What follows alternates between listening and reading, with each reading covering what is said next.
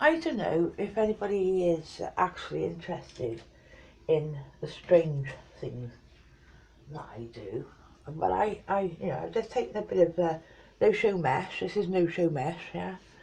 Took a bit, and I've just cut it in two so it'll fit. This is my FA hoop, they call it. It's something you would use if you're doing something on a sleeve or a collar or something like that. Anyway, it's a very small hoop, but I need to centralise things. Now I know that this is 6 by 2 inches, so what I need to do is sink the seam. This is how I work. This is my thought process and how I work. Actually, probably better off doing it the other way around. So if I put that to that and feel it with my finger, is it locked? Yes it is. Then that will make, for me, I just want to give it a press, and then I can finger press it, and then I can say, well, yeah, with a friction pen so it irons out. I'll say, well, that's that, yeah, and then I fold. I don't know if this is on camera or not, but I need to fold my square in half, and this is the hard bit of knowing that that is actually in half. There's my seam, there's my seam, yeah, so finger press that as well, but it may not show up when I get it in the hoop. So I'm just making a friction cross. So that's the centre of my needle for the centre of my embroidery that I'm going to do. Let's get back this no-show mesh. Yeah, I am putting a no-show mesh aside my hoop. I am putting my embroidery as best. This is the hard part, right? As best I can, centered in that hoop, and this will help me if I get it locked like that. Note, then I know I gotta shift my fabric a little bit. Yeah. Nope. And I gotta bring the fabric down a little bit. Yeah, because you know, I got crosses here and here and here and here that help me out. Yeah, so once I get it, I need that. It's fussy, I know. It's fussy, yeah, to do it, but this is how I do it. Yeah, that's online. That's not quite online, so come on.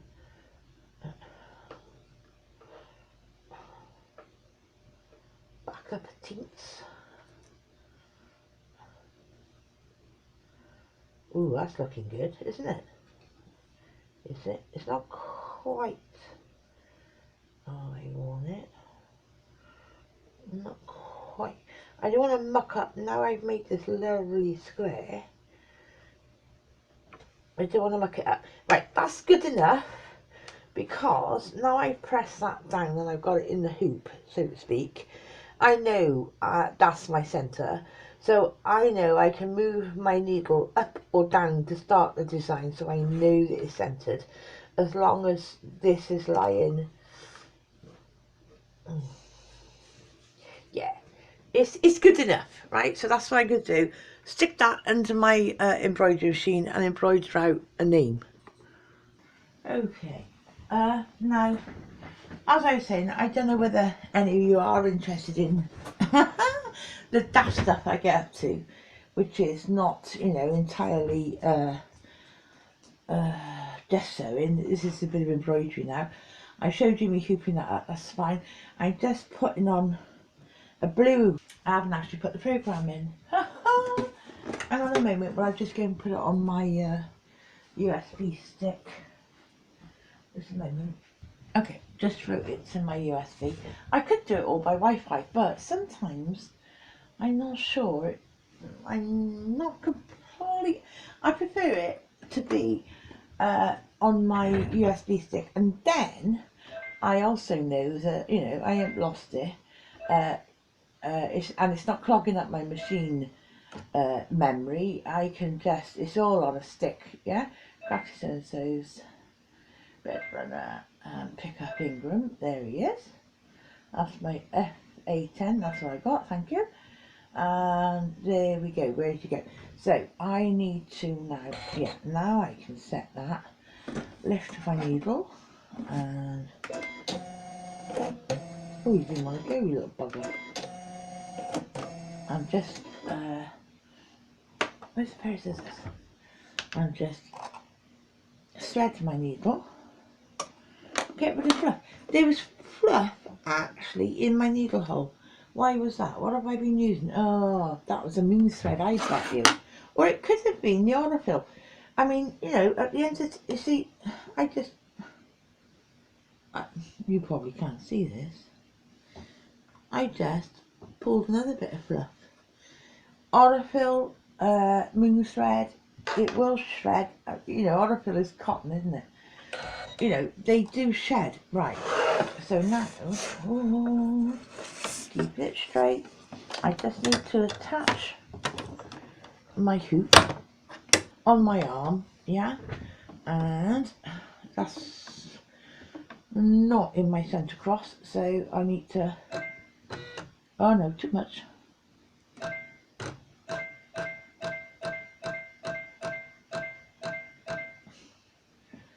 Just manually bring that needle down. No, won't work with the needle down, so manually bring that needle down. No, still not right.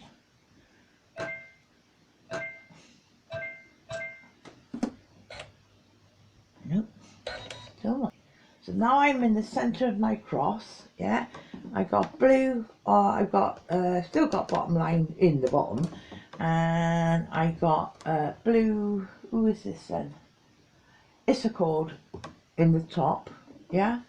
And I am now going to stitch out my husband's name here.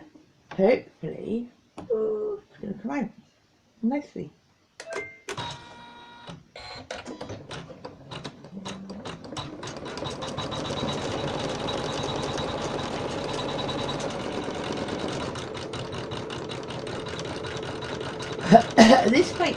This is going to take 5 minutes, so you may see me speed this up when you actually see it on video. It's going to be like madly quick because I'm going to probably do it like 4 times the speed to save time. I did ask, his family have now passed now, but I did ask his Auntie Nina, like, the name Ingram, where does that come from? And she's like, oh, I don't know, it's just what his mother wanted. But I have looked it up on baby names in a book, and it is Old English, and it means angel. Well, fancy that, he's no flippin' angel. But at the end of the day, it is Old English, so I suppose, but it's very different, and I've never heard anybody else having it as a Christian name.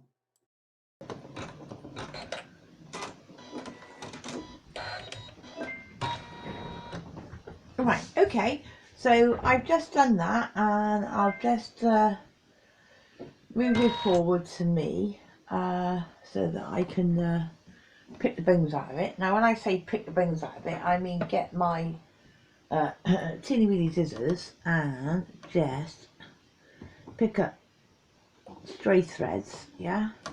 There's a few looped threads in here, so I need to just cut off any strays, any stragglers that I don't like, that I don't want.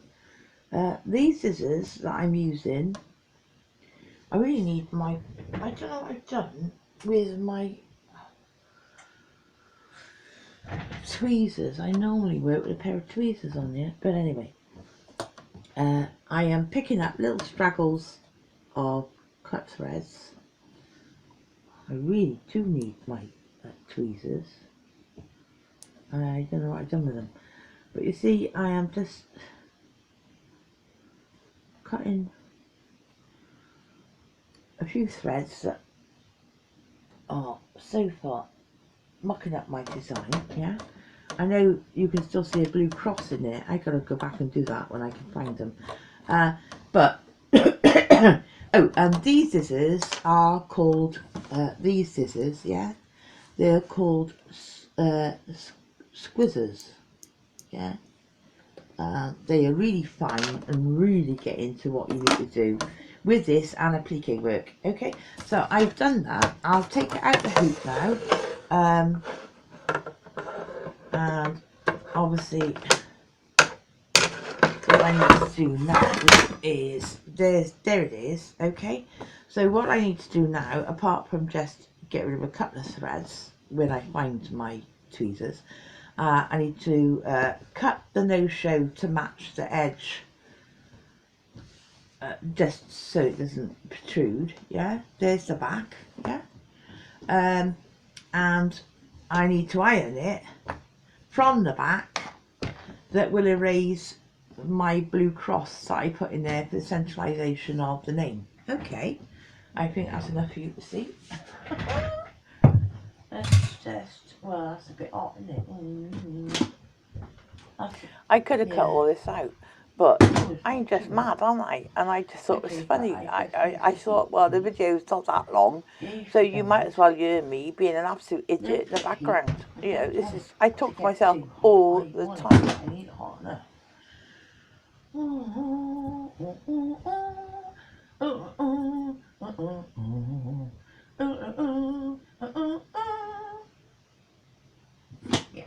that'll do it. That won't move, that'll do it. Right, so that's, yeah, that's done that. Okay, then me folding it over. That'll wear right. Right, so I am. Right, okay, so let's go back now. I've done that one. Where are my tweezers? Oh, things like that drive me nuts. Can't find it. Okay, so here we go. Daft things I get up to.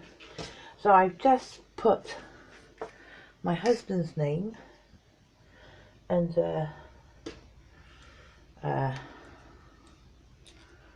that heart, and now with my ruler I am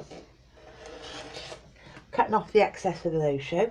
Now yeah, it is a cutaway stabilizer, so I could go and cut blah blah blah blah blah all around it, but actually because this is why it's called no-show, you can't see it, so to me it's nicer if I just leave the no-show, as long as it doesn't interfere with anything, leave the no-show underneath. Yeah, so that's what I do. So that's the one with my husband's name on it. Ingram. It's a really strange name, don't ask me. Right, so the next thing I've got to do is do exactly the same, and I'm going to put Jacqueline on this one. I won't video that, you don't need to see that, but I'll show you the two when I've finished. So as you can see, I put Ingram under one heart, Jacqueline under the other heart. So yeah, I'm happy with the way that's turned out. Obviously it's navy blue because there's lots of navy blue within this quilt in the other blocks, so that's what I'm going to do. And I probably will monogram the centre of the friendship rings as well, because this has turned out, I like it. So I'll probably do a big L with an I and a J in a circle or a octagon or something like that, anyway, in the centre of the friendship ring as well, before we piece it together. But I won't show you any more of that. You'll see that. There's the back of that one if you want to know what it looks like. I won't show any more of me doing that. You'll see it in the final table runner anyway.